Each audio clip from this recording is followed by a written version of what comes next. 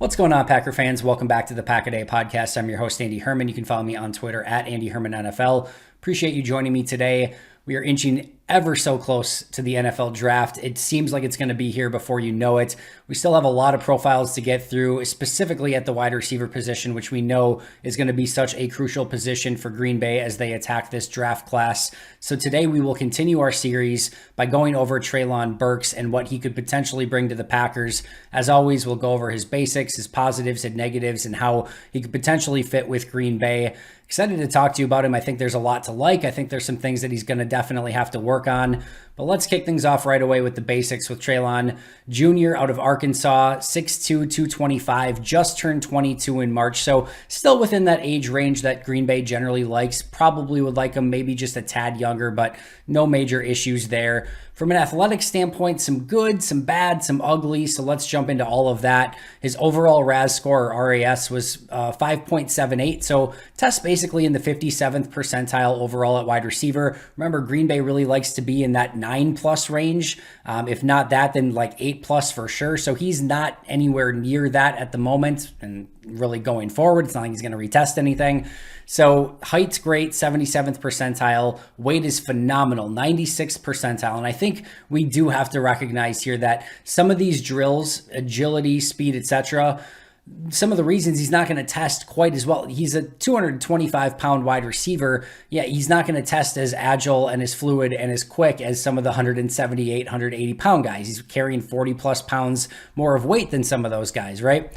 His bench press, not great, 12 reps. You would have expected a little bit more based on his size profile. Tested in the 44th percentile there. His vertical wasn't good, 36th percentile. His broad jump was good, 69th percentile. His 40-yard dash, only a 4.55, which is in the 58th percentile, although his 10-yard split was a little bit better in the 73rd percentile. And then his agility scores were brutal, but again, remember the size here, but 25th percentile short shuttle and only 19th percentile 3-cone. So you're looking at somebody who did not test well from an agility standpoint, tested pretty darn good from a 40 standpoint, again, when you consider the size here, right? A 4.55 40 with a 1.57 split at 225 pounds. Not a lot to complain about there. Didn't put up a ton of reps in the bench. Vertical wasn't great. Broad jump was good. And overall, you end up with sort of this mixed bag as an athlete, but you always, again, have to remember the size that he's carrying at wide receiver. From a productivity standpoint, one of the things that you really like is the fact that he got better every year. 2019, 29 catches, 475 yards, no touchdowns. Comes back in 2020 as a true sophomore, 51 catches, 820 yards, and 7 touchdowns. And then this past season, 66 catches, 1,104 yards, and 11 touchdowns, as well as another rushing touchdown included in there as well. So you're looking at 19 touchdowns these past 2 seasons, over 1,900 yards. Very productive in his last 2 years at Arkansas, which again, in the SEC, there's not much more you can ask for there. Now, as far as we look at his distribution and where he lined up, this past season, he played 529 snaps in the slot, only 132 out wide. The year prior, 433 snaps in the slot, only 43 out wide. And as a freshman, 361 snaps in the slot, only 62 out wide. As far as the distribution for his wide snaps, it was left and right. He played both of them equally, but again, not a lot of reps on the outside at all. In fact, 82.9% of his career snaps were either in the slot, in line, or in the backfield. So 82.9% were not as an outside wide receiver. That is a lot of snaps, not at outside wide receiver for a team that is in need of an outside wide receiver. However, he does potentially,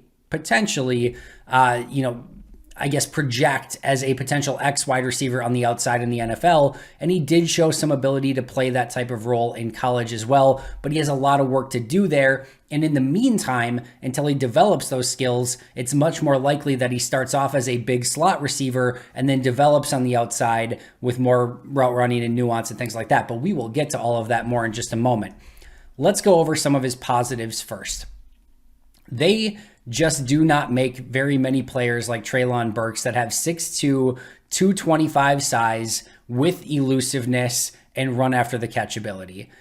From a yards after the catch standpoint, 9.3 yards after catch per reception, 4th amongst college wide receivers this past season. That goes to show exactly what he can be with the ball in his hands. When he gets the ball in his hands, he is a juggernaut. You do not want him to pick up speed. You do not want him to get momentum. You want to try to stop him by either making it so that he can't get the ball in his hands or that you stop him as quickly as possible. Because if he gets going in the open field against corners and safeties, look the heck out. And this is the Deebo Samuel, A.J. Brown model, right? Get them in space, get the ball in their hands, and let them rumble. And a lot of teams saw the Titans with A.J. Brown, the 49ers with Deebo Samuel, and have said, we want a player like that. We want a player that is a freight train in space. You get the ball in their hands, maybe on a screen, maybe on a slant, just something simple. The quarterback doesn't have to do a lot of the heavy lifting here, right? Imagine Aaron Rodgers is able to dump off an easy pass within the first 5 yards, and the receiver actually does the rest. That's a pretty nice thing to think about as you have a quarterback that's, with this current contract, potentially going into his year 40, age 40 years as he continues on with the Packers, if he does in fact continue to do that. So very much something to consider, and that is why teams are very much going to value Treylon Burks, is because, again, when you have somebody who is elusive, who is hard to tackle after the catch, who can win in space, make people miss, and again, 9.3 yards after catch per reception, again, fourth most amongst college wide receivers this past year, that just sort of shows you exactly what he's capable of. Also shows off a stiff arm, like if just his size and speed and strength wasn't enough, he will stiff arm you into oblivion. So he is a nightmare to have to bring down if he gets any sort of momentum in the open field. Now, we talked about that 4.55 time speed, right? Watch the tape. He will run away. Of course, there's a play against Alabama where he sort of gets leaned on the outside, sort of catches his balance, goes up, makes a contested catch, and then just runs away from everyone on Alabama. Like it gets a great, basically takes a great angle, accelerates past everyone, and scores a touchdown. And that's what you're looking for. And there are numerous plays on tape where you see him running away from coverage, running away from defenders. You're not very concerned about his play speed. And again, this isn't somebody that's a 4.3 guy where you get it to him in space and all of a sudden he's like from 0 to 100 in a flash and it's a 4.3, 340. But this is a guy that, again, as he's running his routes and getting in and out, he catches the ball and then he accelerates and then it's look the heck out. And you can just see too, like, these corners in those situations don't want a ton to do with a 6'2", 225 guy who's flying up the field, and they just can't get a hold of him. And even if they do, he can break through those tackles anyway. So not concerned about his speed. His speed was plenty good on tape, and he was running away from defenders more often than not when given the opportunity. Now, not just a run after the catch guy. I thought he showed really good body control and showed the ability to make adjustments to the football. And he really has a that's my ball mentality. If the ball's up there, it doesn't matter if the corner has better positioning, has the ability to go up and high point the ball too. He will go up and he will just rip the ball away and do what he needs to do. You can tell, like, I didn't hear this on an interview. I didn't hear him say, like, this is what I want to do. You can just see it. There's a tangible feel when you're watching the tape that he wants to go up, rip the ball away, and come down with it. And he just knows that that's his ball when he's going up to get it. And again, with his size and his athleticism, that's exactly what you want. You want that mentality. And again, that's why he has some of the success in some of those 50-50 ball opportunities that he does. Now, we talked about the ability, the run after the catch, the yards after the catch, right? One of the ways that I really like him is in some of those smoke screen situations. Now, a lot in college, it was bubble screens, right? But there's also a couple plays on tape where you will see, the corners are lining up off field, because remember, like, he showed on tape that he can go past defenders. He has enough speed that if you're playing him close to the line, he can get upfield and he can take the top off of a defense. Now, again, we're not talking MVS level speed here on the outside, but if you're a corner and you're worried about some of those quick screens and things like that, and you're sort of like almost anticipating those, and then he gets on the top of you and has the ability to stack you, and he just gets that momentum going, he can take the top off. And again, you can see it on film on a couple different occasions. However, if all of a sudden one of those corners starts playing off a little bit, with Aaron Rodgers' ability to hit those smoke screens on the outside, he catches one of those and makes that guy miss. Like, you take a, -2 yard pass, and he can take it 20 plus yards at any given moment, potentially even take it to the house if he gets the right angle or makes a safety miss. So again, that has a lot of potential value for Green Bay in this offense. Now, we talked about the fact that he played a lot of slot and in line, but while that potentially could be a negative for what Green Bay wants, and again, more on that in just a moment, there's also the fact that he has played just about everywhere. He's played outside at wide receiver. He's played on the left side. He's played on the right side. He's played in the slot. He's played some H-back. He's played in the backfield. He's played some wildcat quarterback. Like, he's done a little bit of everything. This is the type of player where you just want to get the ball in their hands in any way possible because he's going to do the rest. And again, that size, that speed, that strength, and again, that juggernaut mentality where if he gets any momentum, look the heck out. That's what you're looking for. So if that's on a bubble screen, if that's on a quick slant, if that's handing it off to him in the backfield, if that's putting him on H-back and doing some of those rollouts and just getting it to him in the flat, that's the type of guy that he is. This is not going to be more your, nuanced route runner down the field. Again, we'll touch base on that momentarily. But this is a guy where if you just get him the ball, like, he can take care of the rest. So he's absolutely a guy that you can scheme to be successful, and Matt LaFleur could have a lot of success in doing exactly that. Next is, I think you love the fact that he got better every year. 29 catches, then 51, then 66, 475 yards, then 820, then 1100, no touchdowns, then 7, then 11. Like, just everything he did, he continued to get better at. You're hoping that he can continue that upward trajectory in his career. Game against Alabama, right? That's the game that you want to show up in. That's the game that you're playing against the best opponents, the best team. Well, 8 catches, 179 yards, and 2 touchdowns against Alabama.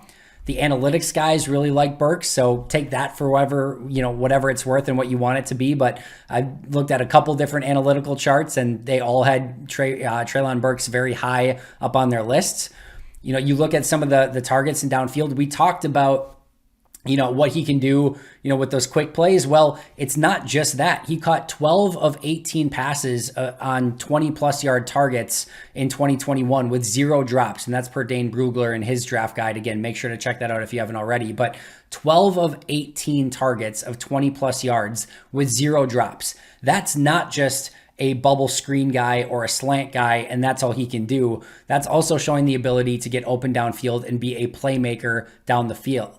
He also has the ability to become one of the best blocking receivers. He's not there yet. He shows the physicality. He needs to be a bit more engaged and focused in doing so. But I do think he gets there, and I think in a Matt LaFleur coach team, he will reach his ceiling as a blocker and could become a really effective blocker on the outside as a wide receiver. And again, for teams looking for that Deebo Samuel, A.J. Brown, you very much see some of those traits in a Treylon Burks. And again, a lot of teams are looking for those type of players. Now, there's definitely some negatives with Treylon Burks' game as well.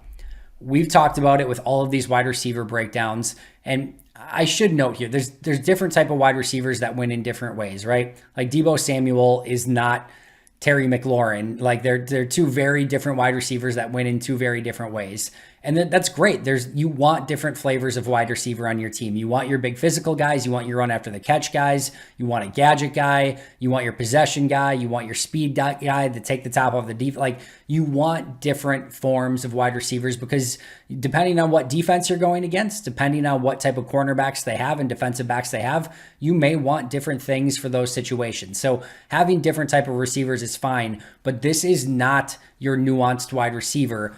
And we talked about, again, in all these breakdowns of like, we are in the age of separation at wide receiver. We are in the age of the Devontae Adams, Stephon Diggs, the Terry McLaurins, the Tyler Lockett, the guys who are artists at the position and know how to get open. That's not Treylon Burks. His route tree was very limited. Even within that route tree, it needs a lot of work on exactly how to go about getting separation, varying speeds, leaning in, and head fakes, and just all of it.